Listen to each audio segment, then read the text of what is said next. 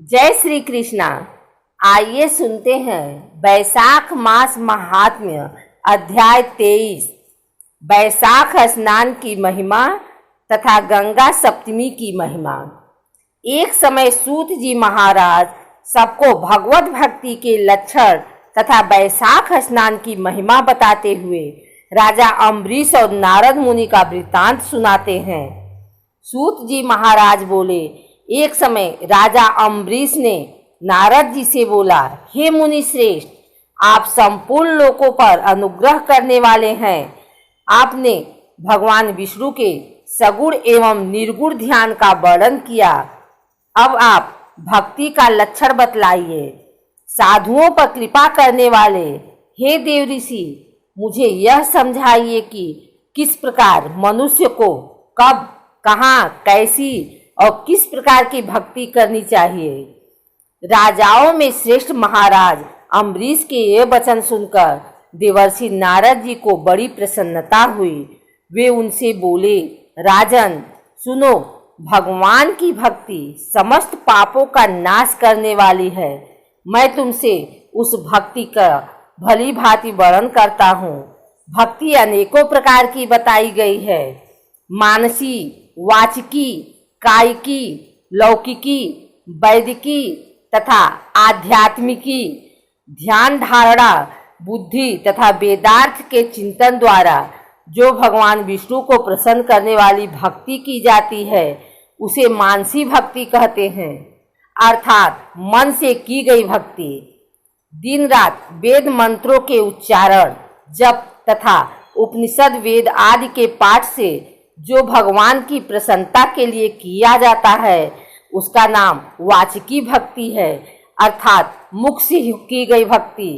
व्रत, उपवास और नियमों के पालन तथा पांचों इंद्रियों के संयम द्वारा की जाने वाली आराधना, जो कि शरीर से साध्य होने के कारण कायिकी भक्ति कही गई है, यह सब प्रकार की सिद्धियां का संपादन करने वाली है।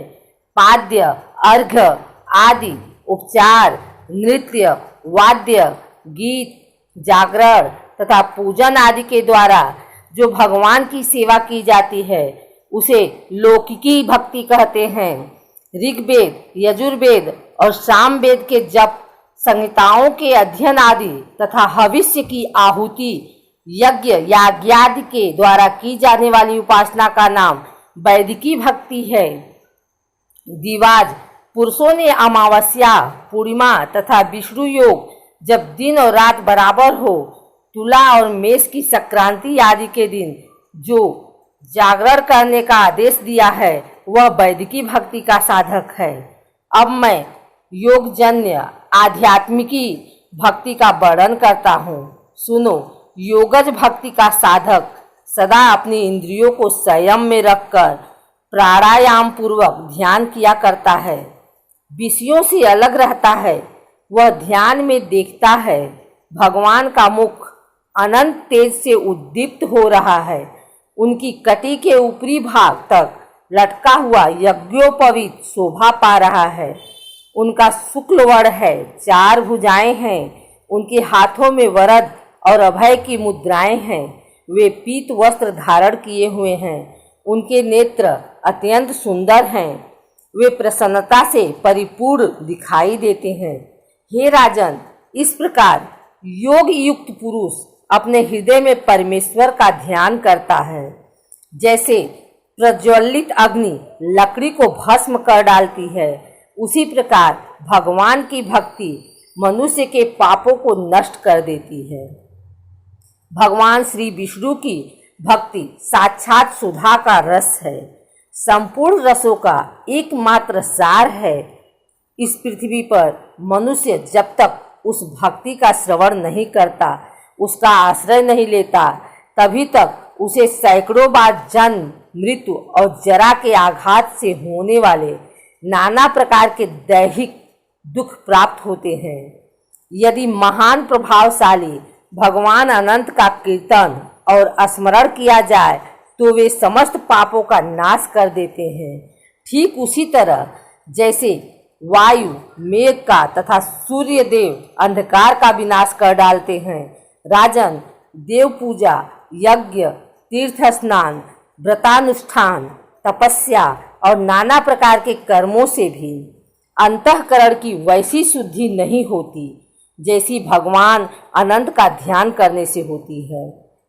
नरनाथ, जिनमें पवित्र यश वाले तथा अपने भक्तों को भक्ति प्रदान करने वाले विशुद्ध स्वरूप भगवान श्री विष्णु का कीर्तन होता है, वे ही कथाएं शुद्ध हैं तथा वे ही यथार्थ, वे ही लाभ पहुंचाने वाली और वे ही हरि भक्तों के कहने सुनने योग्य होती हैं। भूमंडल के राज्य का भार संभालने वाले धीर चित्त महाराज अम्बरीश, तुम धन्य हो, क्योंकि तुम्हारा हृदय पुरुषोत्तम के ध्यान में एक तान हो रहा है तथा सौभाग्य लक्ष्मी से सुशोभित होने वाली तुम्हारी नैष्ठिक बुद्धि श्री कृष्ण चंद्र की पुण्यमयी लीलाओं के श्रवण में प्रवृत्त हो रही है। हे भूपते, भक्तों को वरदान देने वाले अविनाशी भगवान श्री विष्णु की भक्ति पूर्वक आराधना किए बिना अहंकार बस अपने को ही बड़ा मानने वाले पुरुष का कल्याण कैसे होगा। भगवान माया के जन्मदाता हैं, उन पर माया का प्रभाव नहीं पड़ता। साधु पुरुष उन्हें भक्ति के द्वारा ही प्राप्त करते हैं, इस बात को तुम भी जानते हो। राजन, धर्म का कोई भी तत्व ऐसा नहीं है जो तुम्हें ज्ञात न हो, फिर भी जिनके चरण ही तीर्थ हैं, उन भगवान की चर्चा का प्रसंग उठाकर जो तुम उनकी सरस कथा को मुझसे विस्तार के साथ पूछ रहे हो, उसमें यही कारण है कि तुम वैष्णवों का गौरव बढ़ाना चाहते हो, मुझ जैसे लोगों को आदर दे रहे हो। साधु संत जो एक दूसरे से मिलने पर अधिक श्रद्धा के साथ भगवान अनंत के कल्याणमय गुणों का कीर्तन और श्रवण करते हैं, इससे बढ़कर परम संतोष की बात तथा समुचित पुण्य मुझे और किसी कार्य में नहीं दिखाई देता।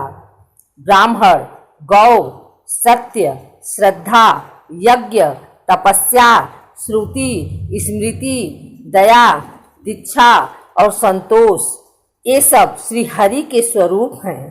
सूर्य, चंद्रमा, वायु, पृथ्वी, जल, आकाश, दिशाएं, ब्रह्मा, विष्णु, रुद्र तथा संपूर्ण प्राणी उस परमेश्वर के स्वरूप हैं। इस चराचर जगत को उत्पन्न करने की शक्ति रखने वाले वे विश्वरूप भगवान स्वयं ही ब्राह्मण के शरीर में प्रवेश करके सदा उन्हें खिलाया जाने वाला अन्न भोजन करते हैं। इसलिए जिनकी चरण रेणु तीर्थ के समान है, भगवान अनंत ही जिनके आधार हैं, जो संपूर्ण प्राणियों की आत्मा तथा पुण्यमयी लक्ष्मी के सर्वस्व हैं, उन ब्राह्मणों का आदर पूर्वक पूजन करो। जो विद्वान ब्राह्मण को विष्णु बुद्धि से देखता है, वही सच्चा वैष्णव है तथा वही अपने धर्म में भली भांति स्थित माना जाता है। तुमने भक्ति के लक्षण सुनने के लिए प्रार्थना की थी, सो सब मैंने तुम्हें सुना दिया। अब गंगा स्नान करने के लिए जा रहा हूँ। यह बैसाख का महीना उपस्थित है, जो भगवान लक्ष्मीपति को अत्यंत प्रिय है। इसकी भी आज शुक्ला सप्तमी है। इसमें गंगा का स्नान अत्यंत दुर्लभ है। पूर्व काल में राजा जनक ने बैसाख शुक्ला सप्तमी को क्रोध में आकर गंगा जी को पी लिया था और फिर अपने दाहिने कान के छिद्र से उन्हें बाहर निकाला था। अतः जह्नु की कन्या होने के कारण गंगा जी को जाह्नवी कहते हैं।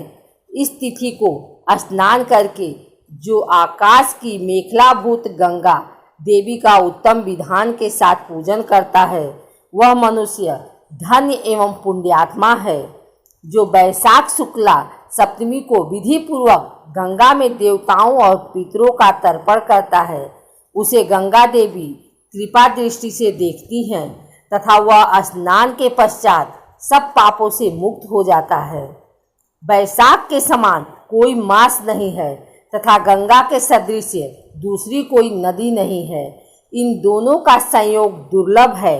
भगवान की भक्ति से ही ऐसा सुयोग प्राप्त होता है।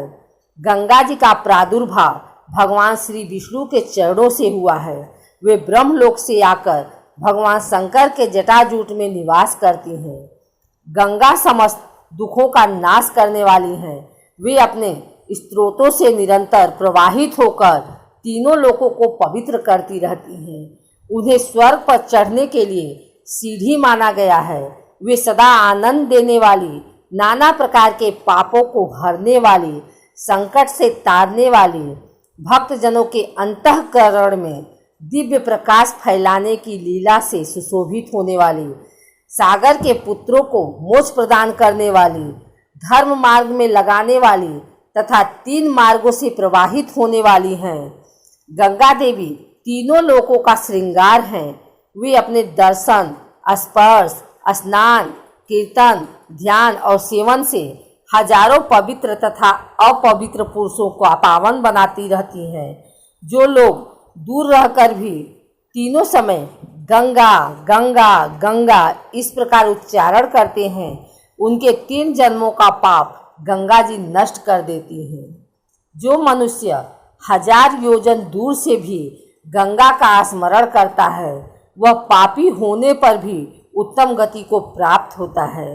राजन, वैशाख शुक्ला सप्तमी को गंगा जी का दर्शन विशेष दुर्लभ है।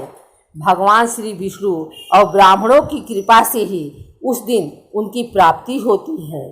माधव वैशाख के समान महीना और माधव विष्णु के समान कोई देवता नहीं है, क्योंकि पाप के समुद्र में डूबते हुए मनुष्य के लिए माधव ही जहाज का काम देते हैं।